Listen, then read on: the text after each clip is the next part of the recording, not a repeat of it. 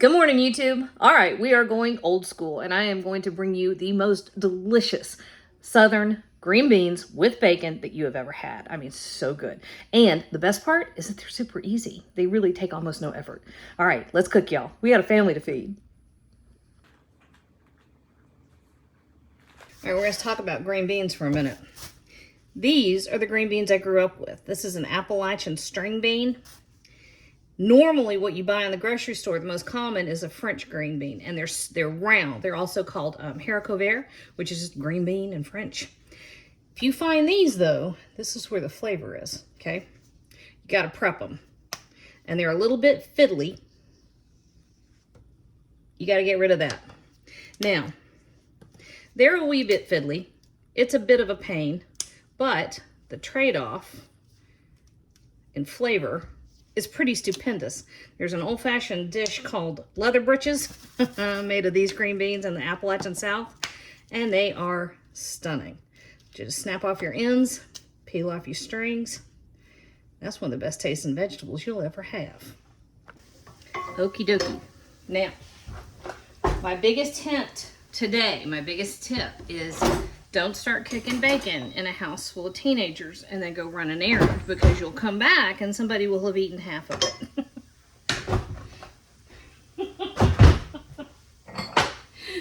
Okay, so this was about 4 slices of bacon. And I say about because I will buy those bulk ends and pieces at the discount store and just chop it up. I mean, if there's no reason to have like nice pretty slices of bacon, I don't understand why we're paying the difference. And you get the bulk stuff, the ends and pieces, which tastes exactly the same. And you get that for half the price. Okay, so this has some grease left in the bottom. It's not a ton. Bacon is not as fatty as it used to be. So I'd say there's a good 2 tablespoons. It actually is a little bit more than I want. I want some, but I don't want it to be greasy. This is kind of funny. When I was a million years ago, when I had just been married not long. I don't know. My ex-husband at the time, well, he wasn't my ex at the time. Anyway, he kept telling me that my food didn't taste anywhere near as good as my mother's. And it hurt my feelings, but it was the 90s, and he was also like, no fat, no fat, no fat, no fat. So I was cutting fat out of everything I could, trying to keep things nice and lean. And he came in one day. Oh, no, we were at my mom's on vacation. And he came in one day, and Mom had a pot of beans that she had turned off, pot of green beans, just like what I'm about to show you. And she had turned it off and let it just sit. And it had come down in temperature.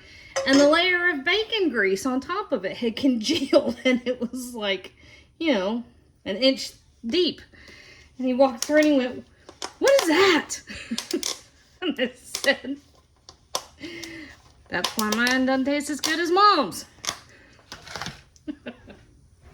You don't have to use that much, I promise. All right, this is most of an onion I diced up yesterday. I ended up not using it, so we are repurposing it.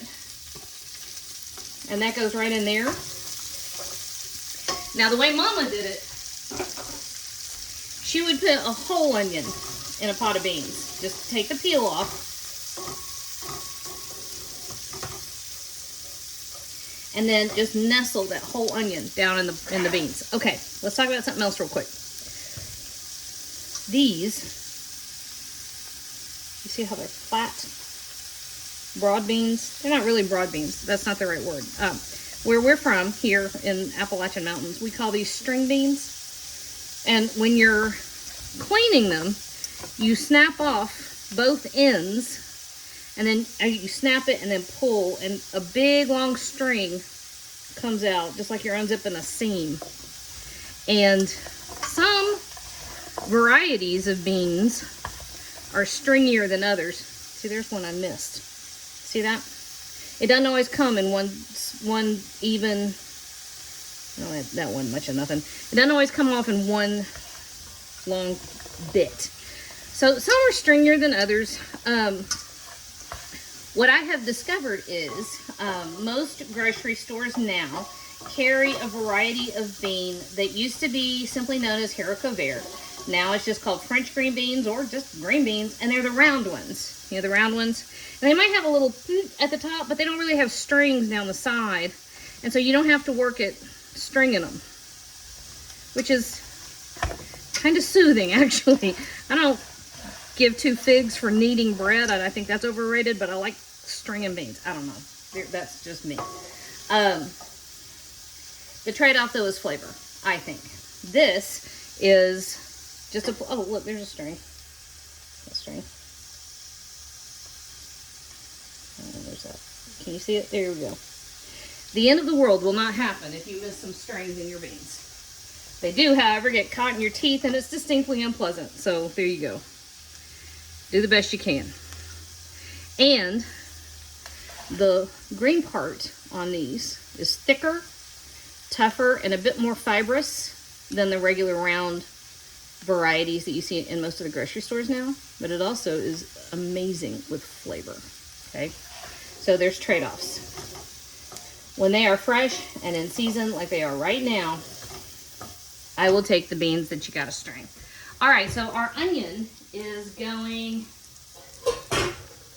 I don't know, getting nice and fragrant. Just however long I've been talking, whatever that is.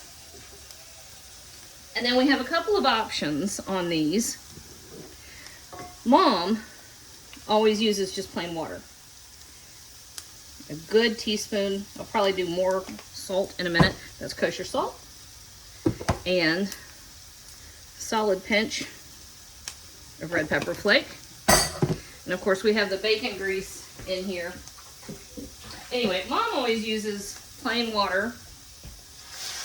Aunt Betty, who I swear made the best beans on the planet. I mean, I love Mom, but daggone Aunt Betty can make some beans. She would use a little bit of, well, no, okay, wait a minute, I almost told a lie. She actually had a special waterless cooker, which was a thing that was a big fad in the 50s and 60s when she had just set up housekeeping. And that's how she did her beans. And of course, I don't have a waterless cooker. I don't even know what in the world that means. But let me tell you the secret to getting a nearly identical flavor. And so I almost said Aunt Betty used beef broth. She did not. Oh, look, there's an end that dropped on my counter and the stringy bit.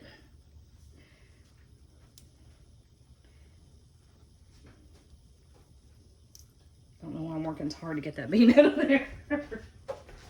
Anyway, she did not use beef bouillon, but you can get bouillons that are really pretty spectacular. And I have noticed a big fat tablespoon of the beef or the roasted vegetable or the sauteed onion.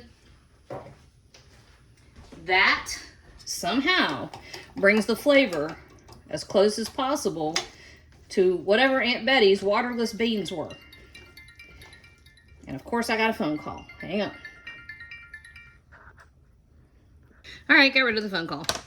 Okay, so all I did was what you saw. Nothing has happened since. It hasn't even been long enough to come up to a boil. But that's what we're doing now. We're going to really leave this alone. Okay, we're not going to cover it. We're not going to mess with it. We might stir it just because anytime there's a wooden spoon on the counter, somebody has to stir something, and here's a pot. Other than that, we're simply going to let it simmer. Going to bring it to a boil, cut it down to a simmer, let it go for about an hour and a half. I know that seems like a long time, but with this variety of beans and this particular old school recipe, that's what it takes. And that's Ricky now. Hour and a half. I'll show you back here. All right, we are about an hour in. I actually went to run errands. It was Boone's job to babysit the beans. He did a great job. I took a taste. They are the tiniest breath away from being perfect. Okay, so 1 hour, they're at this stage. I'm going to let them go probably another 15 minutes. All right, here we go. These are perfect. Now, as you're simmering them for the hour, hour and a half, if your liquid reduces too much, just throw some more in there. It's that easy, okay? And then we have our little bit of bacon, what the boys didn't get into. And that just goes right on top. You know why Southerners, and not all Southerners, whoops, Southerners that live in the mountains, certain parts of the coast, the bayous, use a lot of pork. So we have a lot of pork fat. And go back and look at the size of like a heritage hog or heritage pig. They're not very big. And so if you think about one is what a family had for most of the fall and winter, that's why we cook with every scrap. Okay. Hot.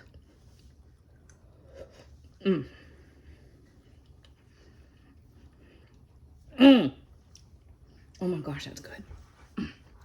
That tastes just like Mama made it.